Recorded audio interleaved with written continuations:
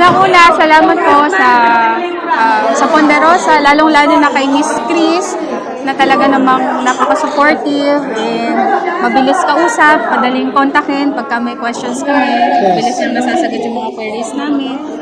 And medyo maaga kami dun sa napag-usapan, but thankfully and mabait si Miss Chris, no, kahit maaga yung staff, in-entertain kami, pumayag siya, may tao na agad sa baba, and na-entertain naman nila, and okay yung rooms na pinagstayan namin.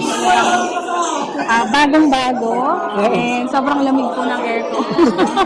Nakapag-relax kami while preparing for the makeup, pag-ayos ng gamit, hanggang sa preparations dito sa venue. And dito naman sa venue, talaga namang wala kaming masabi.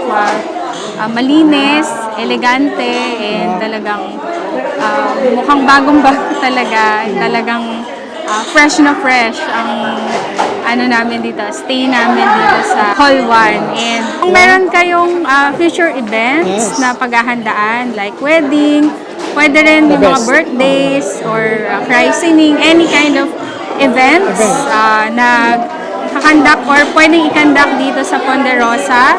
If you have more than 100 guests, pwede rin po rito. I guaranteed you na talagang exceed yung expectations nyo. Maayos, malinis yung lugar. May elevator din for the guests. Kumbaga, yung iba kasi, no, parang half of the price yung hinihingi agad.